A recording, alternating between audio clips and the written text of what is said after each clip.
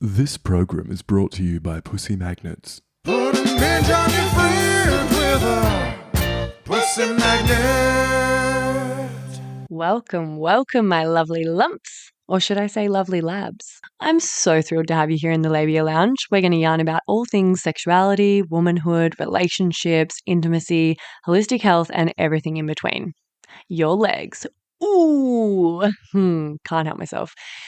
Anyway, we're going to have vag loads of real chats with real people about real shit. So buckle up, you're about to receive the sex ed that you never had and have a bloody good laugh while you're at it. Before we dive in, I'd like to respectfully acknowledge the traditional custodians of the land on which I'm recording this, the Wurundjeri people of the Kulin Nation. It's an absolute privilege to be living and creating dope podcast content in Naarm, and I pay respect to their elders past, present, and emerging. Now, if you're ready, let's flap and do this. Oh my God, is there such thing as too many vagina jokes in the one intro? Whatever, it's my podcast. I'm leaving it in. Don't panic, you're not broken. Your sex education was a piece of shit. Get your flaps out and pull up a couch. It's the Labia Lounge.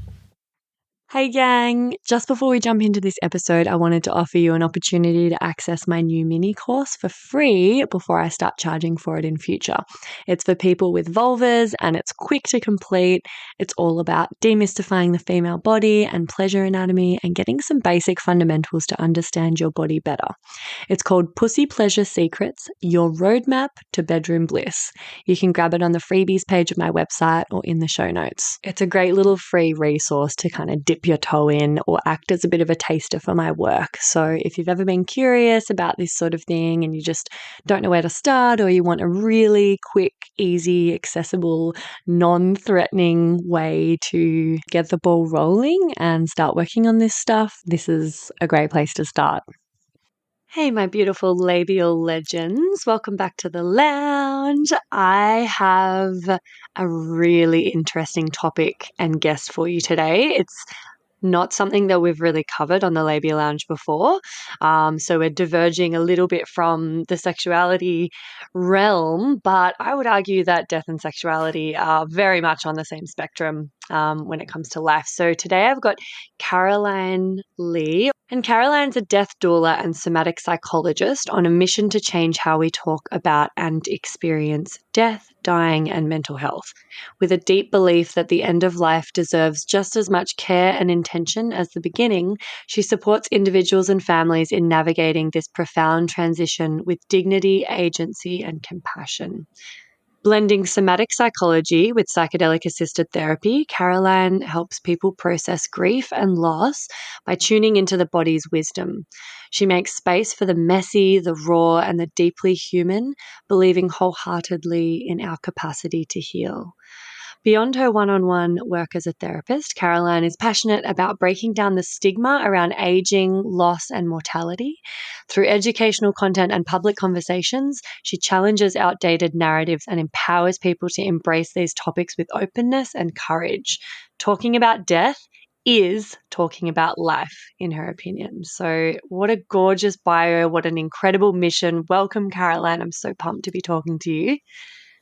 Yay, thank you. So good to be here and so good to hear your accent. I lived in Melbourne for years and years and was just there back in December. It was my son is just over 1 year old, and it was the first country that I brought him to outside of the US. And it was very important to me that he get to experience what was my home. And so it's very good to hear your accent and feel a little piece of my heart at home hearing your accent. Yeah. That's gorgeous. Thank you. Oh, how gorgeous. That would have been so awesome to see all of your old friends and get to introduce your child, your son, was it? Yeah, it was a wild fantasy of mine, and it went better than I could have ever wished. So it was gorgeous. That's a good word for it. Oh, such a good time of year to come as well in December and summer. Yes. Epic. Yeah, we went camping at the beach and it was magical. So anyway, so much love Lovely. for Melbourne and Australia and It's gorgeous. Epic. So cool. All right. Well, let me know if you ever come back. I guess first things first, I would love to just fill everyone in on what a death doula is. I've done episodes around birth doula ism, if you would say that. And even like birth doulas aren't particularly like mainstream or well known. Like it's still quite fringe. So I remember being quite intrigued when I heard about a death doula. So could you just let us know what is a death doula and what does one do? Yeah, I was going to ask if you know death doulas in Australia, because I know that it is a thing, but it's become more and more of a thing in the U.S. Really, I think since COVID. Right. But officially, a death doula is non-medical support around things to do with aging, end of life planning, and even sitting vigil with someone as they're dying, and then also logistics after someone has died. It especially in the U.S. I don't know how it is in Australia, but we do a terrible job of supporting people with handling the logistics of the legal documents, the banks, the car state. There are so many things, loose ends of an entire life to tie up. Yeah. And that is happening simultaneously as an immense loss in most cases. And so having someone who says, you know what, I understand that, I know the ropes, I know the bureaucracy, let me support, let me handle this with you. So it's really, there's quite a few chapters of life that a death doula can come alongside someone. And different death doulas specialize in different things. Sometimes they only work with someone in end of life planning, and they might sit with them and write out, what are your wishes? What would you like the final years or days of your life to look like? And then other times it's much more hands-on in the moment, kind of like a birth doula that's with someone while they're actually in labor. And birth and death have quite a few parallels. So it's been interesting to be around so much death and study it and befriend it, if you will. And then also to give birth myself and to be like, whoa, okay, there's some parallels. Yeah, wow. When you gave birth, because this is the first time you've gone through that experience pretty recently, what were the main parallels or commonalities that you experienced? Mm. Well, one of the things that I say when I'm working with people, and I often say this in my work as a therapist and preparing people around their loved ones dying, is that people die how they live. Like a personality is consistent when someone is getting close to death. They don't suddenly become a different person, unless of course the illness that they're facing is something that affects them mentally or cognitively. If it's Yeah. something like Alzheimer's or dementia that is affecting their brain, okay, I take that back. But otherwise, if someone was a type A personality and really like to control everything and have a plan and have their Google Docs and spreadsheets, they're not suddenly going to just become this really calm, casual, anything goes kind of person. We're consistent. And I think that I really noticed that in birth as well.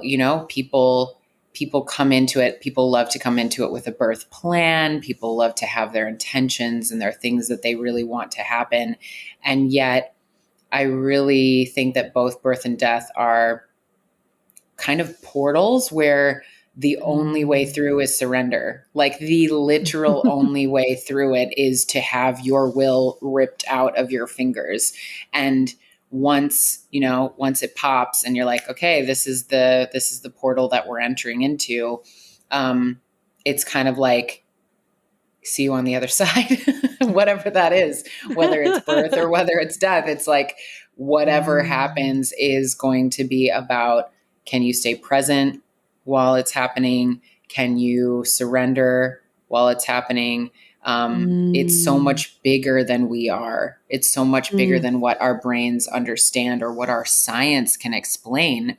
And so to quite literally kind of engage with dancing with this mystery, there's a part of us that just has to go, okay. Totally. Yeah. Yeah, I love that you brought words like mystery and portal into it, because it really is, it's a rite of passage, right? You know, birth, as in getting born, as well as giving birth, as well as dying. They're very much rites of passages that involve beginnings and endings, and it's just yeah, it's such a shame that, at least in our kind of like modern Western culture, we have a really warped, really sort of stunted relationship with death. And yeah, like I love that there are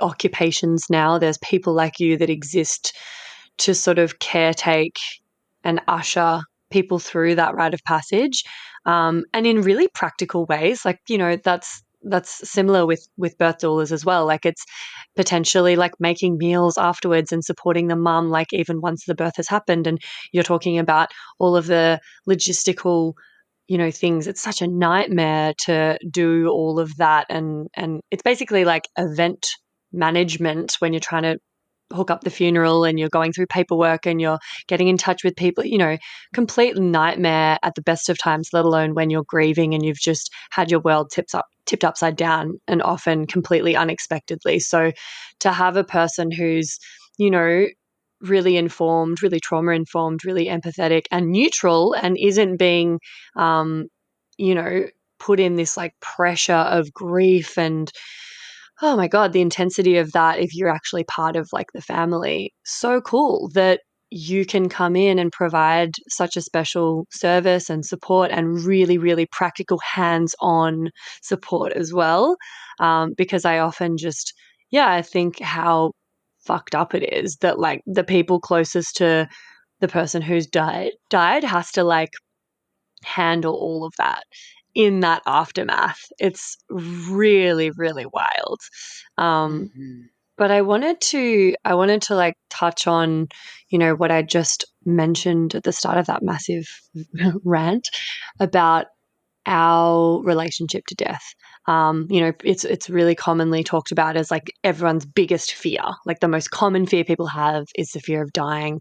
We kind of don't know how to talk about it or deal with it. And I feel like this just leads us to be so woefully underprepared when it does come knocking. Even when we've had a bit of warning, but definitely when it's unexpected.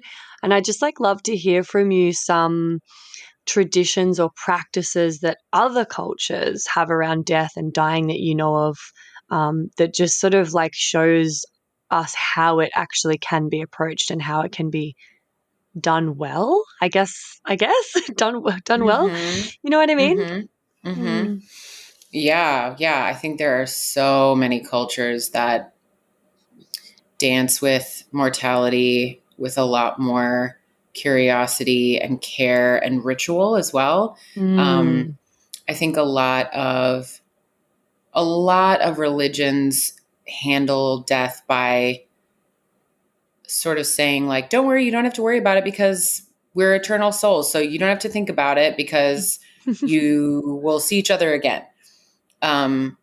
Which to me, I'm like, well, that just bypassed an entire process. Like I even make an effort to not talk about afterlife in my work with death, because I'm like, it's two separate things. Mm. We're not actually, death might be connected to air quotes afterlife and what your beliefs are around spirituality and souls, or that this is the end, or whatever people's beliefs are.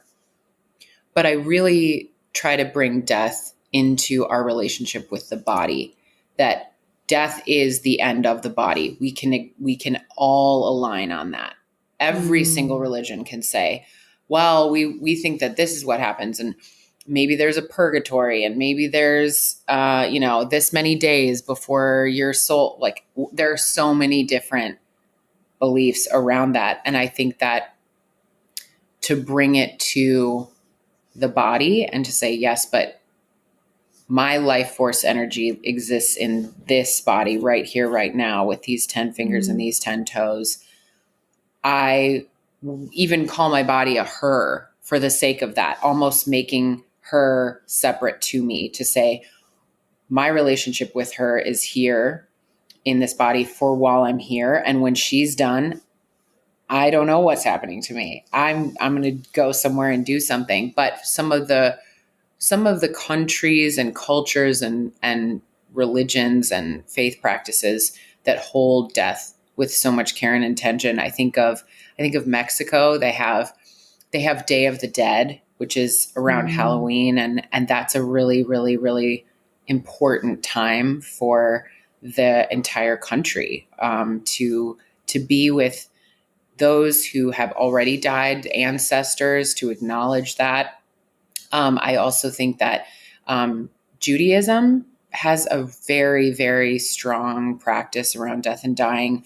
There are women who bathe a body after someone has died in the Jewish faith. They bathe the body while they sing different prayers over the body. Then they sit Shiva and grieve together. And there's very specific prayers and practices that happen. There's a book that's coming to mind. Actually, it's called From Here to Eternity. And it's by Caitlin Doty, who's a mortician turned death educator. And she traveled the world researching death practices that different cultures have. And she outlines some of the different places that she went around the world and what their practices are. So if this interests anyone, From Here to Eternity by Caitlin Doty is a wonderful book to dive into for more. Wow, beautiful. That would be so fascinating to me. Yeah, I'd definitely love to read that, because whenever I've got just such a shocking memory for these sorts of anecdotes, but people have told me, oh, in this culture they do this, and there's a lot more.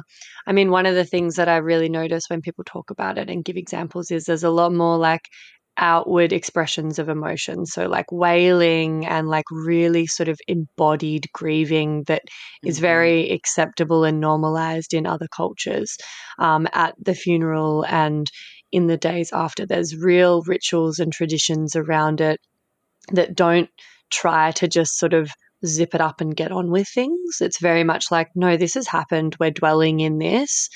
Maybe even you just, wearing black for a certain amount of time so people know that you've just gone through this big rite of passage that is such enormous grief and loss. There's something about how it's like we don't even want to see the dead body. We kind of get it all, we sanitize it almost. There's no, like in my world, there's no like family members washing the body. Like you wouldn't even really see it. There wouldn't even be an open casket. It'd be like, cool, we'll just get that out of the way. And then also you have to kind of get on with things. And so, yeah, it's super interesting to just notice the differences. And I'd be really curious, because for me, growing up with no one talked about death, didn't really have a whole lot of initiation into that space. The thought of seeing a dead body of a loved one completely horrifies me. But perhaps that would be a really important, special part of my grieving process and accepting this thing that's happened. If I had a different relationship and people talked about it differently and practiced different things for me growing up. So I'm curious, like, how do you see other ways, maybe in the language that we use, maybe in the media, around aging, around death, around dying, that in our sort of like modern Western society, we're kind of shooting ourselves in the foot, or we're creating pretty like unhealthy circumstances with which we then have to try to handle death in? Yeah, I think that's a great question, because it's sort of asking where in our subconscious patterning do we create death phobia, and do we perpetuate this idea that we can just, if we don't talk about it, then it's not there, which is not true. But I think a couple of answers to that question. One is honestly in using words other than death and died when someone dies. When we say things like they passed away or we lost them, we create kind of a distance from it's dead. They're dead. It's death. It's Yeah. death. And obviously there's reasons why we're trying to be gentle. We're trying not to trigger, but I think we're doing each other a disservice because then we dance around what is true. Yeah. And then, one of the things that is so common in my work as a death doula is a lot of times people reach out to me and they say, oh, my loved one is dying. My loved one has a terminal diagnosis. They're, have advanced cancer. And I want you to talk to them. I want you to help them plan their end of life. They won't plan their end of life. And they don't even want to talk to anyone that's a death doula because they don't want to acknowledge that they're going to die. So can we tell them you do something else? And for that purpose, that's one of the reasons why I became a therapist as well, is because I was like, you know what? People still have lots of feelings about the word death doula, but they know what a therapist is. And plenty of people who have a terminal diagnosis have a lot of feelings, even if they may not want to admit that. They do. So I say, sure, just tell them I'm a therapist. That's fine. I don't need someone to acknowledge that I'm a death doula in order for me to be able to be with them around those questions. Yeah. But even that is I cannot even tell you how common that is when someone says, my loved one is dying. They won't say death. Can we tell them that you do something else? So I think the word itself, using it whenever possible is a big one. I think another one is really looking at the way that our language holds and frames death as a failure. For example, if someone has something, let's say cancer, and they die, often we say things like they lost their battle with. Yeah. Which is creating a narrative that they failed. There was something, they were in a battle. If we're talking about any other battles and someone loses, that's not a good thing.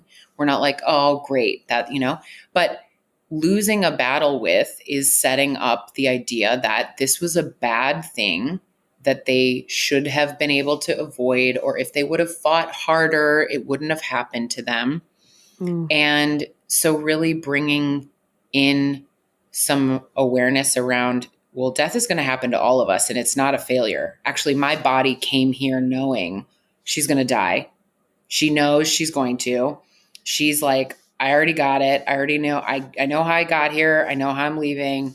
I'm good. It's you I'm worried about. Are you going to be all right? Totally. Yeah. So it's more about acknowledging that even the way that we talk about aging, our failing health, or these words that we have around decline, decay. Yeah. And I'm like, entropy it's literally what we're doing here. It is reality. It is what is here. So if we can do that, hold that, see that not as a personal failure, and part of that is capitalism, part of that is us having this fight for eternal youth, and if only I can just buy one more supplement that will biohack my way to 99 years old. But even then, you're going to die at 99. So why not engage with that? Does that make sense? Oh, absolutely. Yeah. Yeah, definitely. Oh, it's just, it's really similar in a way to, like, so my work around sexuality, there's so much censorship. There's so much hush hush, don't talk about it, sweep it under the rug. And because of that kind of silence, that allows a lot of shame, a lot of guilt, a lot of sort of misinformation and misunderstanding to kind of breed behind closed doors. And I feel like normalizing speaking about it is such a passion of mine. That's why I have this podcast.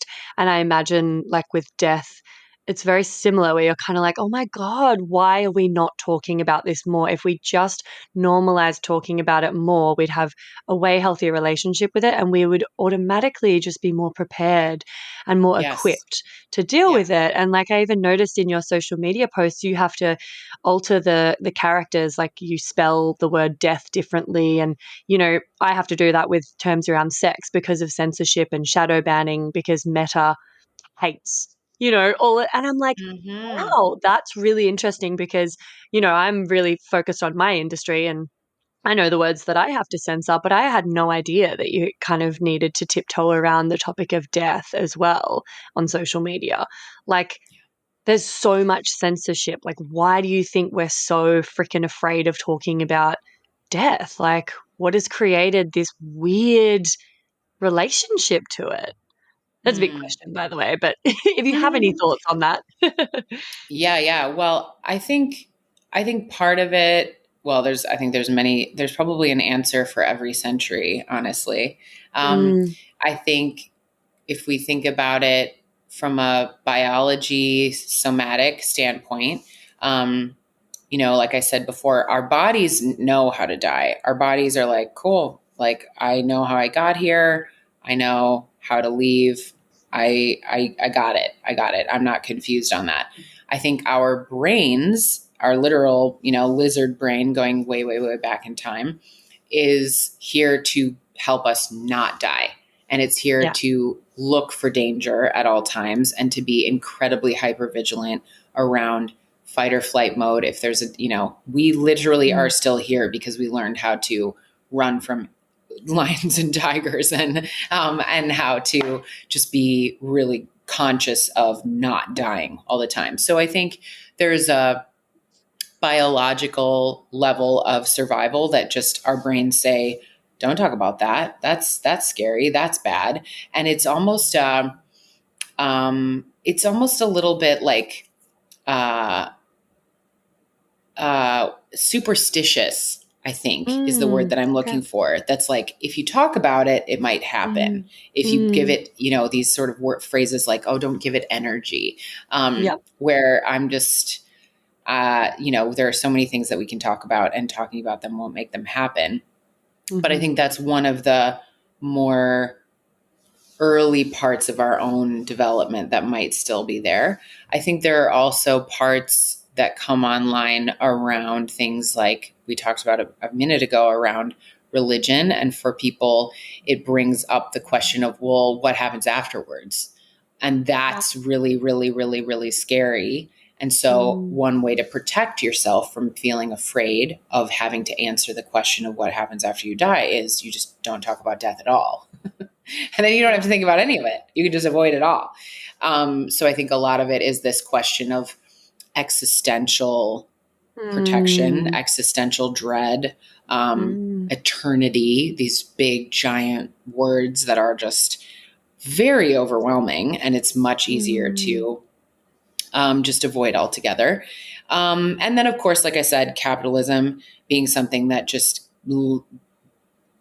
rewards you for avoiding it and not talking about it and saying, well, if we look over here and try this lotion and this supplement and this mm, vacation, and the more it distracts us from being with what is in our own mortality, the more we're rewarded for, mm, avoiding it. So I think those are a few of my answers. But what about you? mm. Do you have an answer? Why do you think we're so good at ignoring and avoiding something that's so real? Yeah. I mean, I think similarly to things like sex and pregnancy and birth, like there's something very raw and primal. And I think, in at least like from the lens of, social media and what's appropriate or whatever, we've gotten very sanitized. Because anything a little bit animalistic or a little bit primal that reminds us of the sort of like really raw human side of us, like has been made to be seen as like dirty or sinful if you're religious, or inappropriate, or a little bit too out of control. Something about like being truly embodied is very it's bad for the patriarchy and it's bad for capitalism if we're actually super embodied and connected to these rites of passage and these initiations into like being more and more and more connected to the body and the cycles of like earth and mother nature, Yeah. it's like just another tool to separate us and disconnect us further, which like leaves us even more kind of like vulnerable and powerless in the face of capitalism and consumerism and all of that. It's a pretty like, it sounds very conspiratorial, but I think like, yeah, anything that reminds us we're human and we're mortal, and that might be a little messy or a little bit too confronting in its rawness, because everything's been so sanitized to try to like make us feel like shit about ourselves and buy more things and like forget about the fact that we're pillaging our planet. Yeah, like, but I mean, it's a big rant, but that's kind of how I feel about it. And because I think like we're Mm-hmm. really divorced from any, at least my experience, I'm like white. I don't have much kind of culture or traditional lineage in my ancestry to speak of. Like these days, I have zero religion, like my family atheists, there isn't really any, I don't even have like a traditional dish that a nonna cooked or something, or, so it's very much like, pretty divorced from any sort of tradition or cultural ritual, all that sort of stuff that would create more connection. Um, yeah, like I, I'm just kind of out here like trying to figure it out. And so it's not, it's not, I don't, I don't think a lot of people have much of a relationship with death, because we're lacking any scaffolding or like any framework for how to talk about it, for how to approach it. Like I was just talking to my beautiful friend and housemate. We live together, and we she has a daughter, and I'm like Auntie Freya, and she's nearly 4. And she's just started asking about and talking about like the concept of death. And we're like, okay, how do we had no, like, we don't remember how our parents talked to us about it. I've got no idea. Like, I've never seen it done well. So, like, yeah, we're just really lacking any framework because of like a lack of culture, a lack of tradition, which is a really long answer to your question. But actually, I did want to ask you, while I've got you, how the fuck do we talk to kids about death? Mm-hmm. Hey, baby babes. Sorry to interrupt. I just had to pop my head into the lounge here and mention another virtual lounge that I'd love you to get around. It's the Labia Lounge Facebook group that I've created for listeners of the potty to mingle in. There you'll find extra bits and bobs like freebies, behind the scenes, or discounts for offerings from guests who have been interviewed on the podcast. There'll also be, hopefully, inspiring, thought provoking conversations and support from a community of labial legends like yourself. My vision for this is that it becomes a really supportive, educational, and hilarious resource for you to have more access to me and a safe space to ask questions you can't ask anywhere else. So head over to the links in the show notes or look up the Labia Lounge group in Facebook, and I'll see you in there. And now, back to the episode. Yeah, that's a great question. I think so often I get emails or calls from people who are saying, how do I talk to my kid about death? And I think they're so equipped to talk about it. I think that we're the ones who make it weird. We're the ones Same who with sex. we're the ones Mhm. who tiptoe around and say like, oh, I don't know if we should tell them. I immediately ask them, well, what do you think? What do you think it is? What do you think? Where do you think someone? I think sometimes they come in with more wisdom than we give them credit for. And so to start with curiosity and to model that it's not a taboo topic, to model that there's emotion there, especially if it's someone that you really love who's dying, and to say, I'm really sad because they're not going to be in their body anymore. And I miss them. I want to hug them. I want to go and have lunch with them. And I miss them terribly. I think that's fine. I think also kids understanding death around animals and pets is really a really wonderful entry point. But I think for a lot of kids, they are curious and open, and they don't have any taboo around it until we show them. They come in being like, what's that? What happened? What's that about? Tell me more. Mhm. And we're the ones who Mm. say, oh, you know, grandma went on vacation for a while, and you're like, wait, what? You're literally lying to them. It's kind of like the ways that we lie to kids about sex and bodies, Yep. and it just Totally. ends up creating all kinds of problems. And I'm sure you could tell me all your best stories from the podcast of all the weird things that people have heard. And it's like you end up giving people things they need to go to therapy for later, rather than just Totally. being with what is in the moment. Mm. Mhm. Oh my God. Yeah, I love that. There's so many parallels with how we approach talking to kids about sex and how we fuck them up. And similarly with death, because of our own sort of, you know, discomfort, I suppose, and awkwardness and fear. And I think, like, yeah, something that I really liked, that my housemate said that she'd sort of been reading, because we were like, oh, I don't know, I guess, because like my approach is generally just like, just answer her questions, like honestly, and with simple language. Don't sugarcoat it. Don't Mm-hmm. try to use metaphors or euphemisms. Like, yeah, she was like, you just say like their body shuts down and stops working.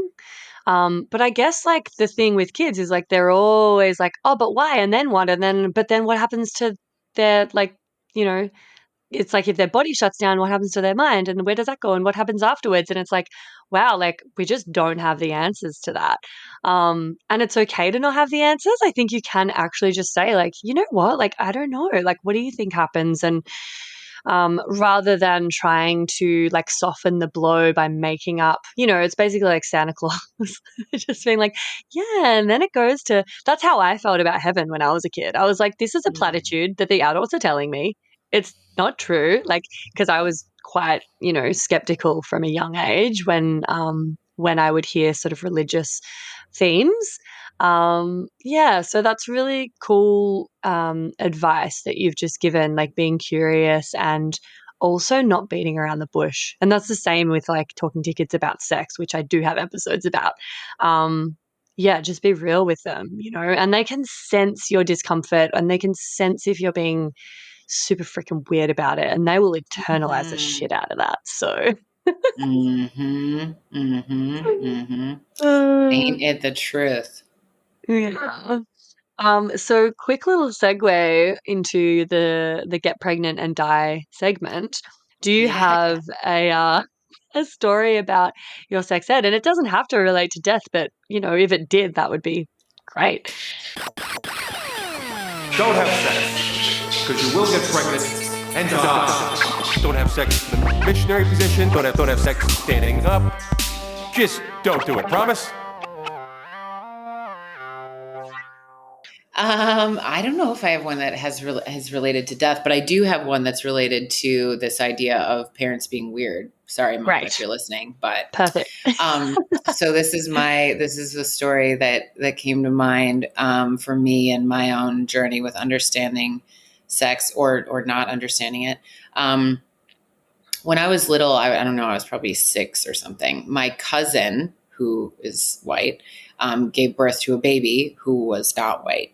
And I was a little girl and I was like, wow, Mom, how? And she wasn't married. So I didn't know her partner, and he wasn't around. And so I was like, Mom, how did she have a baby that's brown? Like, this is Yeah. amazing. I was so curious and I needed to know. And my mom's response was, oh, she's just lucky. Oh God. So you just thought you could get pretty much any color baby coming out of there, like a mixed bag of Skittles or something. Oh my Yeah. God. That would be fun. Yeah. Yeah. I grew up my entire life just going like, wow, there's an awful lot of white babies coming out of these white people. They're not lucky. Oh my God. I love that. Such a cute story. I mean, problematic in its own way, but like, I love that. And that's such a perfect example of what we're speaking about. Yeah. Oh Yeah. my Yeah. gosh. Yeah. Great. Thank you. So, total pivot, I'm Mm. really, really interested in, and I'm loving seeing so many more psychedelic assisted therapists pop up and these kind of like the modalities developing. I've had Charlie Wininger on the podcast, who wrote a book called Listening to Ecstasy, which was about like MDMA. He was like a therapist that used MDMA for couples therapy way back. He's in his 70s now. And he and his wife came on and we chatted about psychedelics and MDMA and cannabis. So it's a topic that I've been interested in years, and I'm really curious about the sort of relationship with psychedelics and death, and like the role that psychedelic assisted therapy can play in preparing for death and in the grieving process. I'd love to hear a little bit about your work with that, and also the component of somatic psychology, which I think like that somatic piece is so powerful. Yeah, it's really one of the main reasons that I became a therapist, because I was already a death doula and really wanted people to have access to doing psychedelic assisted therapy around mortality, grief, terminal diagnoses, etc. And I thought, okay, well, I want to be able to be above ground about that, because there's so much underground work. And I'm sure that's the same in Australia, although can't be sure. But No, there's it a is. lot of but there's so much underground work in the States. And for me, and the way that I am and the way that I want to be very, very vocal about what matters to me, I just thought, you know what? It's worth it to go through the game to become a therapist, to be able to do legal, above board psychedelic assisted therapy. Go legit so that I can be an advocate.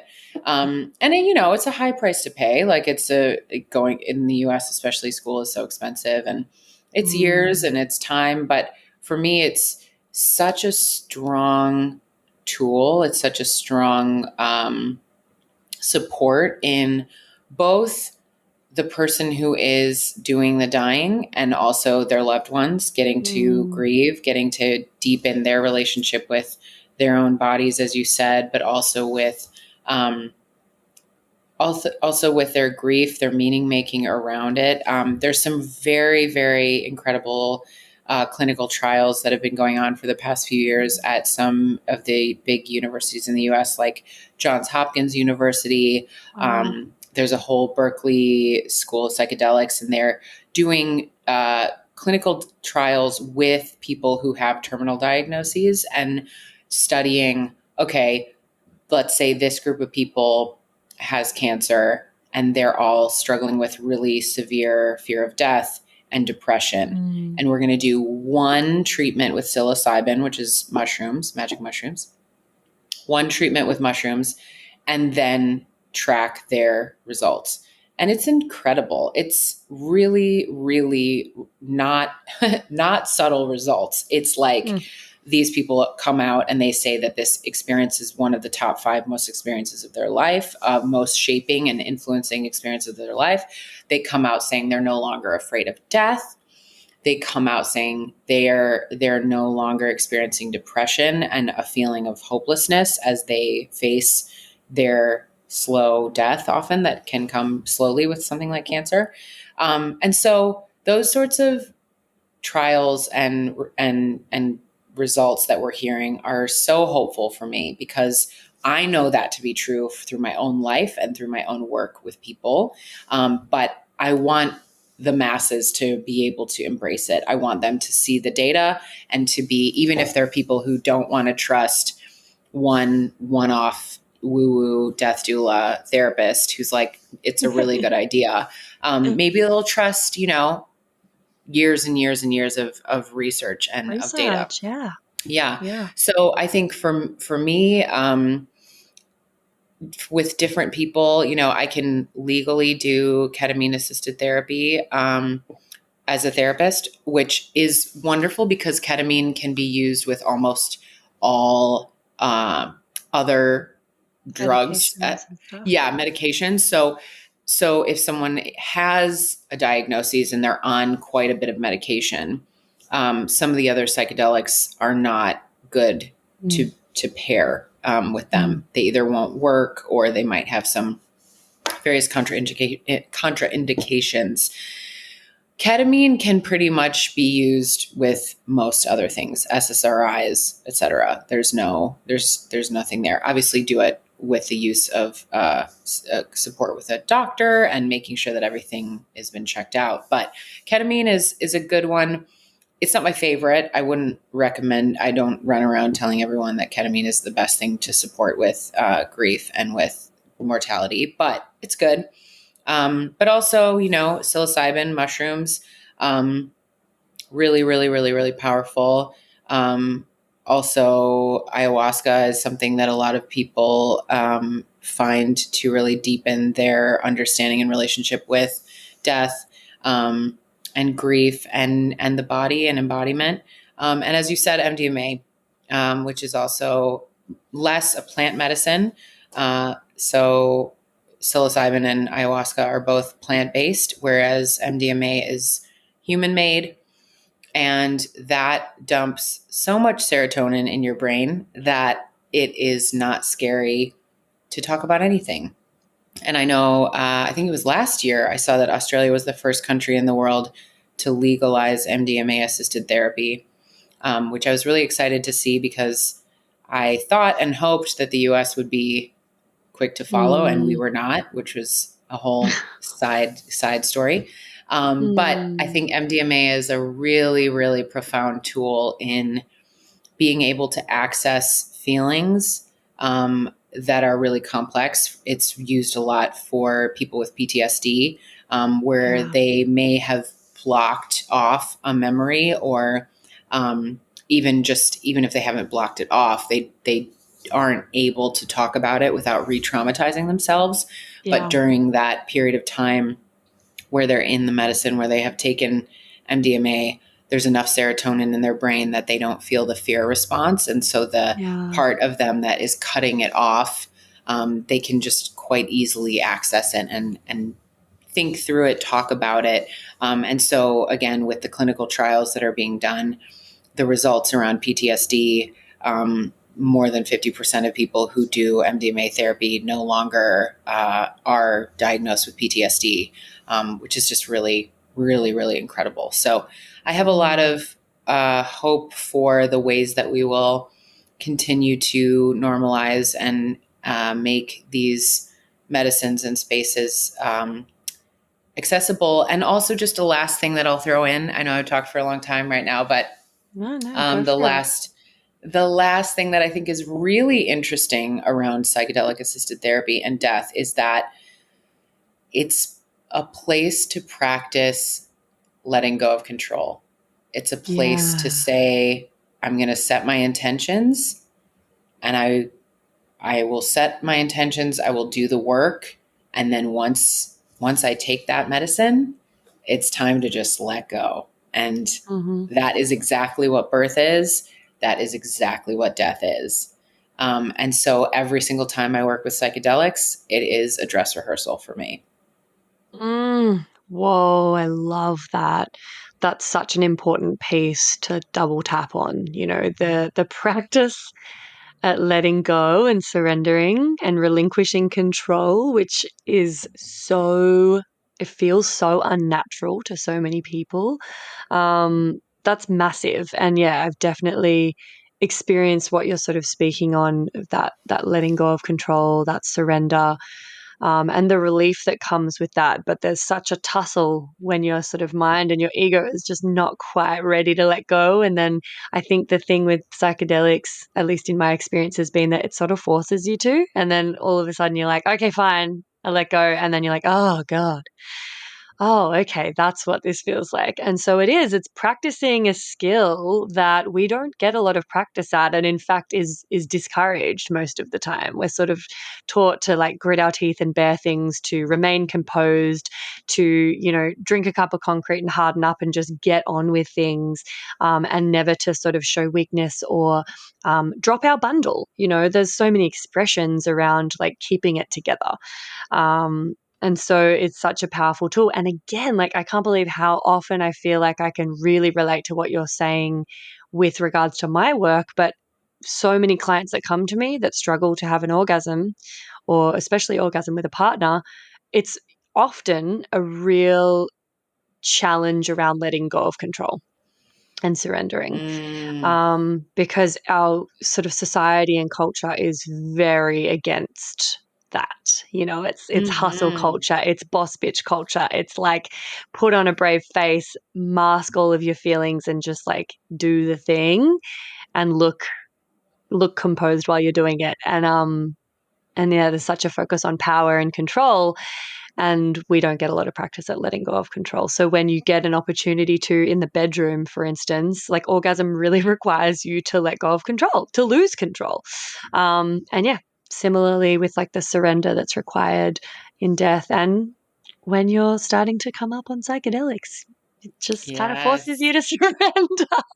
Yes, it does. So Yes, I it love does. that. It must be insanely powerful and such an honor and such a privilege to kind of facilitate people in that space. Do you have any kind of stories or insights or favorite parts of those sessions, whether it's with someone who is dying and kind of learning to accept that, or family members? Like, do you do group sessions? Do you work one on one with family members? Like, I just love a bit more of an insight because it's such a new modality and a lot of people will never have heard of it. Mm-hmm. I mean, I think the answer is yes to all of the above. It is for different groups of people, for different individuals, for families, for um, people who are processing grief, both for themselves or for others. And it's oh wow, it's really profound for so many different reasons. I think it's funny because I could easily just like change their names and make it, someone else. But I feel a little bit funny about telling a story about Yeah. someone else, but I want to tell a story about myself, if that's all right. Right. Yeah, of course. Using psychedelics around me supporting someone else in their death. I was their doula, and they were telling me day after day after day, I'm ready, I'm wanting to go. They were really, really suffering. They were way past the point that most people would have died, and yet for whatever reason, um, they weren't dying. And every single day they were saying, I want to die. I want, please, like, let's let it happen. And it wasn't happening. And so one night I went home. I wasn't staying with them at night. And so one night I went home and I used a psychedelic to tap into my own body, to ask my body, what does their body need to let go? Because I was like, my conscious mind is way too controlling right now. Like, my conscious mind is just trying to make sure everything's okay and everything's good. And my conscious mind is not listening to their body. But I know that my body's next to their body most of every single day. And my body can actually hear what they need. And it was crazy because it was like, I just went like, okay, I just need to listen to my body for a second. What does their body need to actually let go? And it was like, my body almost like wrote it in a letter. It was so clear. It was like, this is exactly what they need to hear. This is what they need to feel. And not only that, my body said it was going to take 3 days. It will happen. If you do this, it will happen in 3 days. And it was like clockwork. It was so crazy. The way that they were able, like, I went over and the next day and I said, hey, I just had this idea. I was thinking maybe we try getting you in a different position and, I think, how about I'll spend the night with you, then you're not going to be kind of alone. Like, it was basically, they needed to be able to relax because you actually have to relax to die. And so we did everything we could to get them into a place of total calm and relaxation. And 3 days later, right when my body said, if you do these things, it will take 3 days. And it did. And I was like, whoa. It was just really amazing for me to really realize that my body is a part of doulaing other bodies, and that my body, if I listen, like there's a whole lot of awareness going on here that's different to the intelligence of my brain.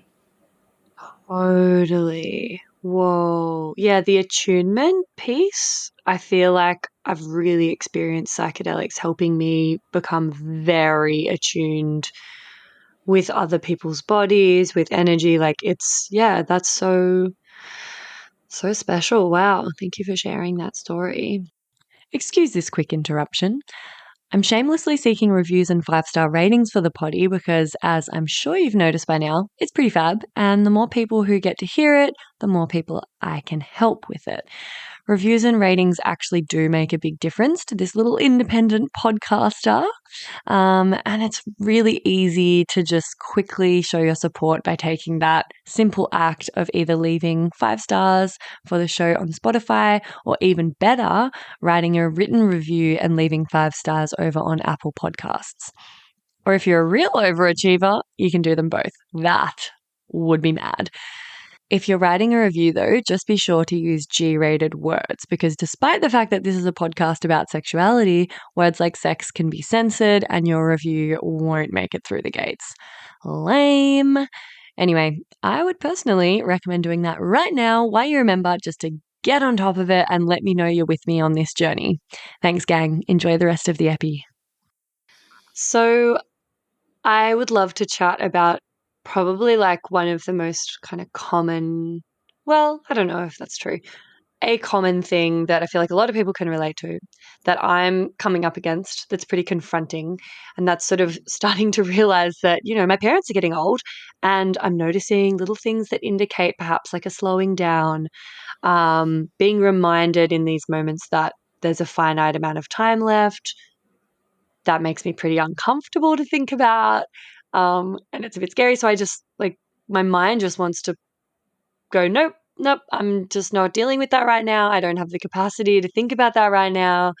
And I just sort of try to distract myself and get on with the business of fucking surviving.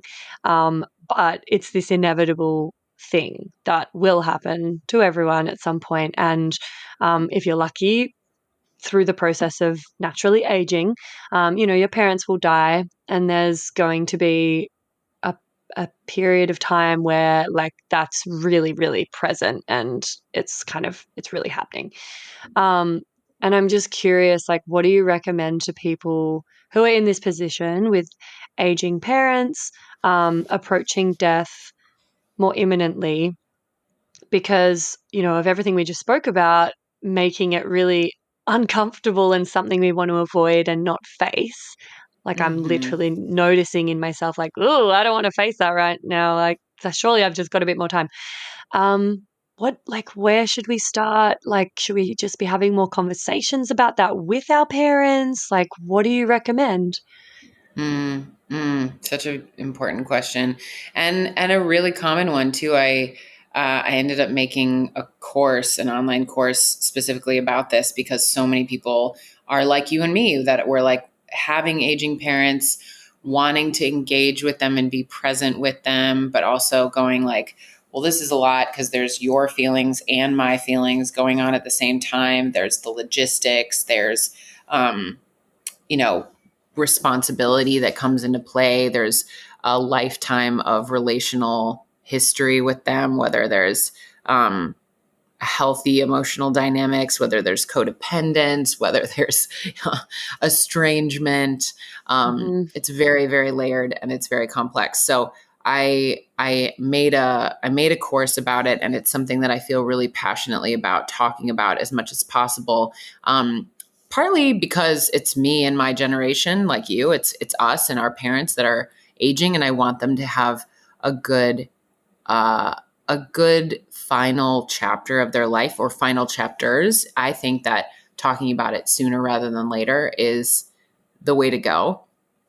And I also, the boomer generation, baby boomers in the US, there are 73 million, which is literally giant population, bigger than any generation. And 11,000 people are turning 65 every single day in the US right now. So it's just a really, really giant amount of people. And if we aren't talking about it, then we're all going to be doing the thing where we're like, oh, whoops, we forgot to talk about it. And now we're dealing with this giant mess on our hands. So Mm-hmm. I think the number one thing that I can say is your feelings matter first. So whatever practices you have around feeling your feelings, talking about it in therapy, journaling about it, doing psychedelics about it, noticing what's there for you. What do you feel? What do you feel about them? What comes up for you about that? And being with that first. And then using whatever you know about them as the way into this conversation. So if they are happy to talk about anything, then you can just bring it up. Like, what do you want as you age? And I think the biggest thing is framing it about quality of life and entire decades, and checking in on what's your vision for the next 20 years of your life, instead of saying, what is your death plan? Saying, Mm-hmm. how do you want to live out the next 20 years? Because more than 50% of people haven't had that conversation. And the things that need to be put in place in order to make someone's hopes and dreams happen is going to take time. So for example, if a lot of people say, well, I want to age at home, I want to age in place, I don't want to go to a nursing home, that's important to me, then I say, I'm so glad that you know that. Let's talk about what that looks like. What does it look like if you get to a point that you can't live alone anymore? Do you want to have a housemate that might be able to support you and live with you? Do you want to have paid care? Do you what are the different options? But waiting means, and this is what I work with the most, waiting means that there's a crisis that happens and then you don't have as much agency because you're just managing a crisis. So if someone gets a terminal diagnosis or has a fall and breaks their hip, or, starts to have memory loss and is not able to live alone anymore, usually those things are discovered at a moment where a solution needs to be found immediately. There's no time to say, okay, well, let's explore what's the best solution. At that point, it's a crisis. Yeah. The agency season is gone. So I think talking about it as soon as possible, even if your parents are in their 50s, in their 60s, talk about it. Where do you see yourself living when you retire? Do you have any vision? Do you have any dreams of what that is? Starting there, I think is really, really good way to edge the way into the actual death and dying logistics. But talking about it soon, talk about it, have it be a part of life, because not only then are you able to help with the planning side of things, but it also means that you can do things like engage with a legacy project and say, you know what, I actually want to do a podcast with you. And I want to ask you all about your life. And I want to record your life stories. I want to ask you all about your stuff, and not wait until, oh my goodness, I never got those stories out of my parents, or, oh, I never asked them about those things. So it really, there's potential to have it enrich life now is the short answer. Wow. That's really beautiful. Yeah, I love that. Like co-creating a legacy project.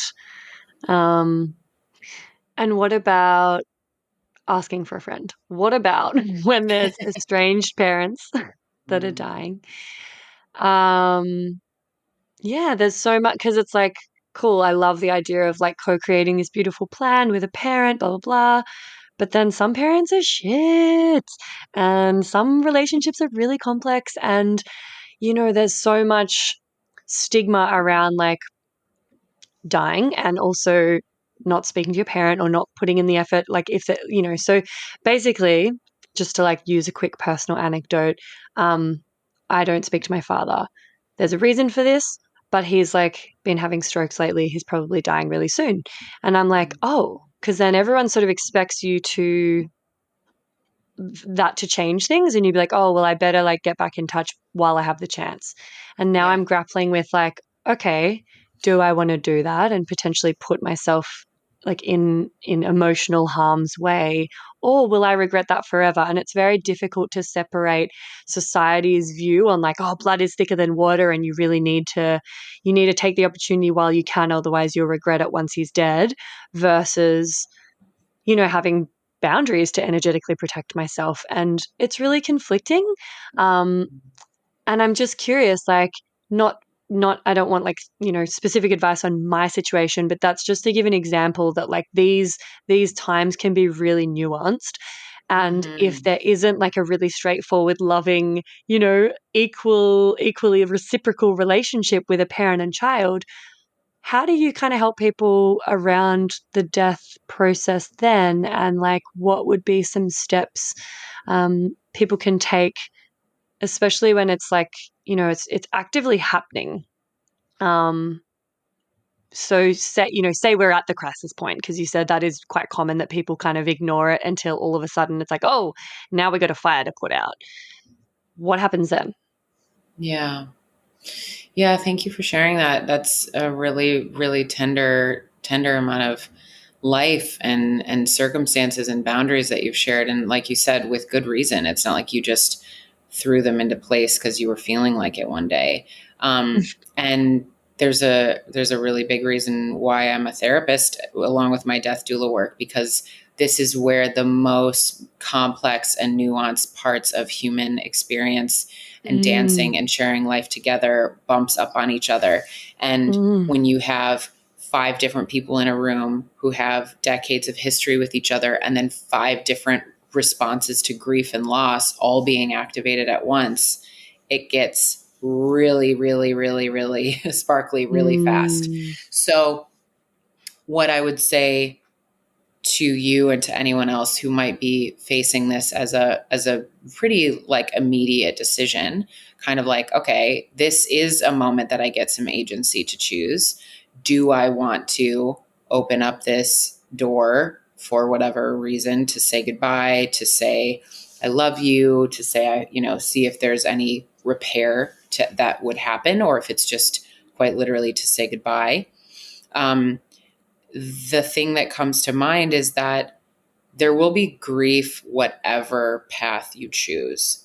And so my question would be, how can you be with grief? What does grief look like for you? Your relationship with it, knowing that unfortunately it's not like one, you just need to guess which path to take that will be zero resistance. Either one, there will be loss. Either one, there will be, I just lost my boundaries so that I could have this goodbye. If there's the other one where you choose not to, the loss of, I never got to get the closure that I wanted. I never got to feel or hear the things that I hoped would be there. So just acknowledging the weight of loss, the loss of whatever path you choose, there being heaviness, there being so many complex feelings that could be anger, sadness, depression, resentment, regret. These are all things, even anxiety. These are all things that are often parts of grief. And so I would bring that as a possibility, not saying like these people who just go, well, this is the one that you're going to regret, and this is the one that you're not. And I would say, as someone who sits with people all day, every day, and helps them wade through their feelings and wade through even what happened when their loved one died, the people on the other side, they don't say, oh yeah, I did it great, now I feel great. They say, what if I would have done the other thing? Did I choose the right thing? Did I do the right thing? What if I did the other thing? Was their death as good as it could have been? That is a part of this. Yeah. And so I think I would just say, what is that for you? How is that for you to hear me say that? To say, being with the layers of what is, and not looking for the shiny path forward that ends with a bow on top. Totally. And it just comes back to what we've sort of been saying about how we really avoid the sort of messy, the quote unquote negative or the dark.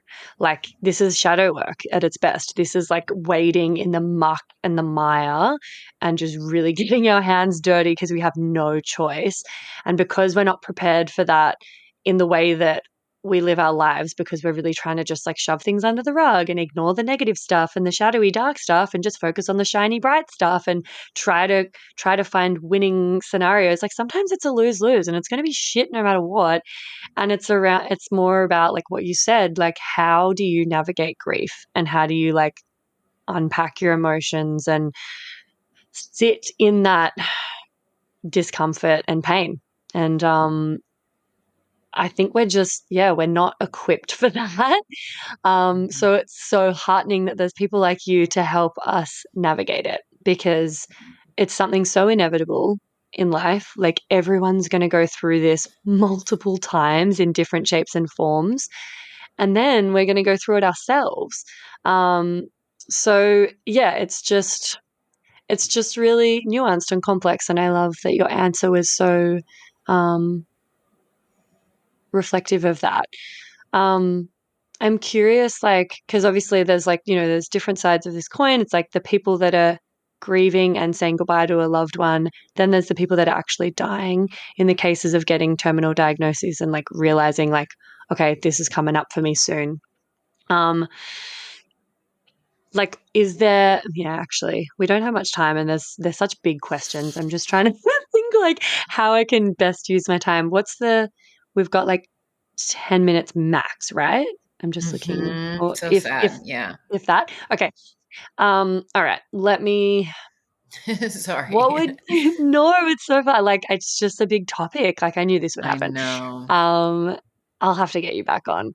Mm.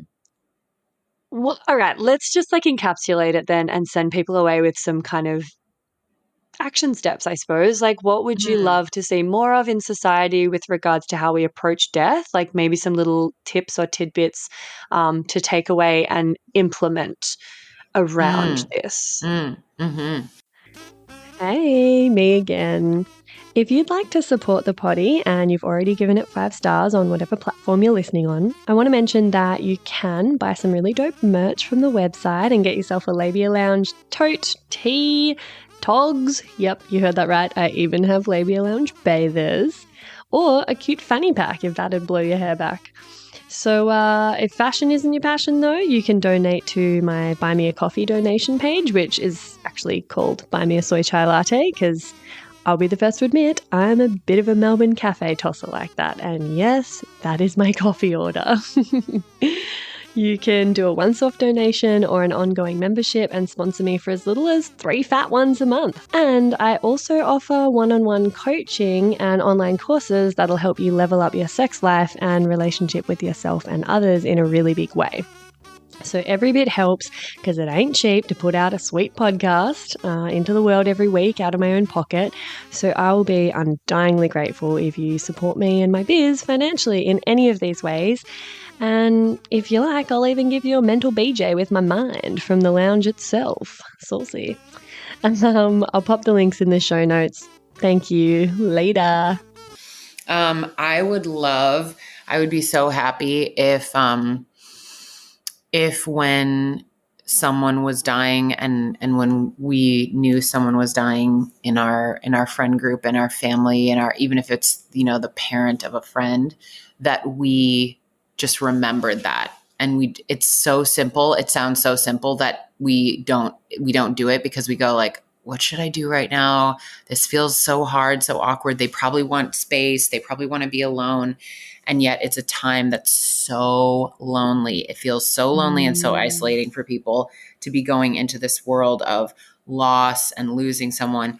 And so just to have a friend literally call you and just say, I just remember that you're in it right now, and I'm just thinking of you.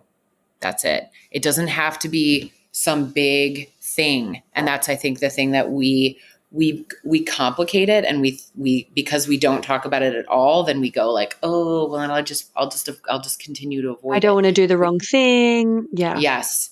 And then it just means that people feel so isolated and so alone.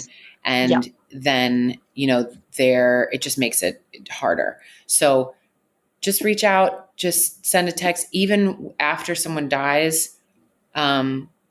Remember them, check in with them like once a week for a year or longer. When I go to a friend's, memorial funeral, like they have like the little programs with the birth date and the death date on the little program. I like to put those two dates in my Google Calendar, and so that they pop up, so that it'll say like Betty's mom's birthday. And then I just like call Betty and go, hey, I just remembered today's your mom's birthday, and today is tender and I love you. That's it. Same thing with the death day. My calendar says today's your mom's death day, and I just wanted you to know I remember her. I remember you. I remember today is tender for you, and I love you. Simple, very simple, but starting to show up for each other in these little ways where we don't go, I'm just going to back away because I don't know what to do. Just simple ways of saying, I remember. Yes. Fuck, I love that. I love that because, I've really noticed people drop like flies. They don't know what to do. They don't know what to say. They don't want to say the wrong thing. It's uncomfortable for them. And therefore, and also people often think, oh, they've probably got plenty of other people supporting them and checking in. I don't want to overwhelm them or just like send a platitude. Yeah. Just fucking do it. Oh my God. Because like everyone's thinking that, and then the person is actually feeling very, very alone and unsupported. And like this major, major, major thing has happened to them, and no one else like realizes how weighty that is. So I love, like, that just made me tear up what you were saying, like just literally being so thoughtful to put little reminders in your phone and check in. It doesn't have to be a major thing. You're not going to fuck it up. Just literally letting them know you're thinking of them. Beautiful, beautiful. There needs to be way more of that. Gorgeous. Oh, okay, so we're going to wrap up, but just before we do you have a TMI story for us, just to end on a little different note? TMI, we love it. TMI, we love it. Well, it won't be that different. But my team, I was like, what is a TMI fact that I can include, like combine labia and death? And this is what I have for you, which is that morticians, when someone's died, and you go get their body and take it in to either cremate it or bury it or whatever it is, morticians use a lot of tampons. Oh my God, no way. Yeah. For what? Because a body leaks fluids after it has died, and so they got to plug up the holes.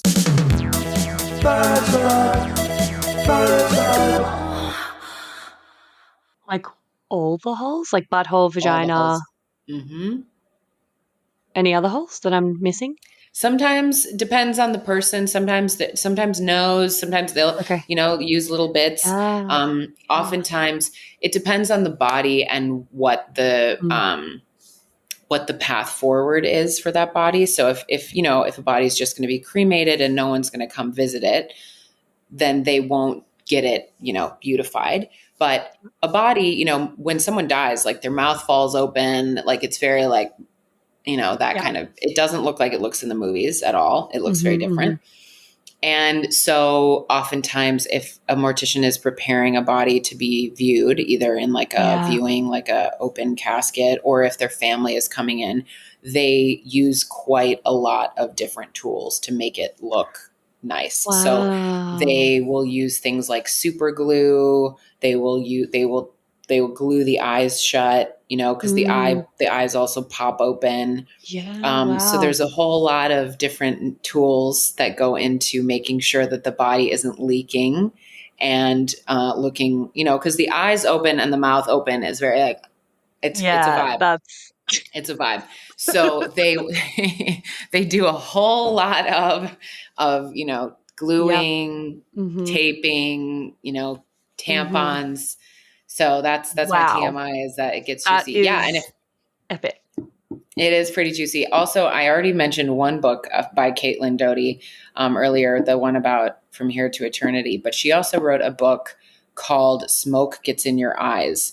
And it is stories from the crematorium, because she was a mortician that also, worked in a facility that cremated bodies.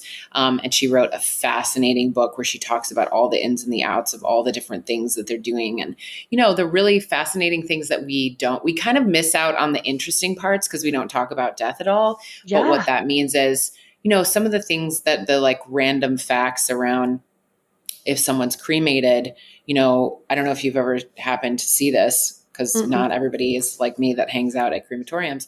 But when a body is cremated, there's actual like whole bones that are left. Like it's like chunk of bone. And so then the bones get put in this little, it's like a little machine that grinds up the bones so that when you go get someone's ashes, we go air quotes. Yeah. We go pick up their ashes. It's actually bone that's been ground up so that it's fine. Because otherwise you would go pick up your family member's remains and it would literally be a bag of bones. Yep. Oh my God. Wow. So the ashes, it's more like blood and bone fertilizer that you put on the garden with like bone meal. Yeah. That's Oh it. my God. I've got to read these books. I mean, a part of me is very resistant, but I'm also like, well, if I could just read those books, it would normalize it so much. And even that would make me way more comfortable around death and prepared for, death and conversations about it. So really awesome recommendations. Like, adored this chat. Thank you so much, Caroline. I'm going to put all your work links in the show notes. You've got a special discount for Labia Lounge listeners for your Help My Parents Are Aging course. So I'll put that in the Facebook group for listeners. Amazing. And I would adore like having another chat in future at some point when you have time. I know you're a new mum, but I really, really appreciate your time and just like the tenderness and care and passion that you hold this work with. Thank you. Thank you, Freya. So good to be with you. And I would love to come back sometime. So thank you so much for having me. And that's it, darling hearts. Thanks for stopping by the Labia Lounge. Your bum groove in the couch will be right where you left it, just waiting for you to sink back in for some more double L action next time. If you'd be a dear and subscribe, share this episode, or leave a review on iTunes, then you can pat yourself on the snatch, because that's a downright act of sex-positive feminist activism, and you'd be supporting my vision to educate, empower, demystify, and destigmatize with this here podcast. I'm also always open to feedback, topic ideas that you'd love to hear covered, questions or guest suggestions, so feel free to get in touch via my website or over on Insta. You can also send me in TMI stories to be shared anonymously on the pod. My handle is FreyaGraff_the Labia Lounge, if my account hasn't been deleted for being too sex positive, which, is always a possibility with censorship. But just in case the chronic censorship finally does obliterate my social channels, I'd highly recommend going and joining my mailing list and snagging yourself some fun freebies for the trouble at www.freyagraff.com/freebies. Anyway, later, labial legends. See you next time.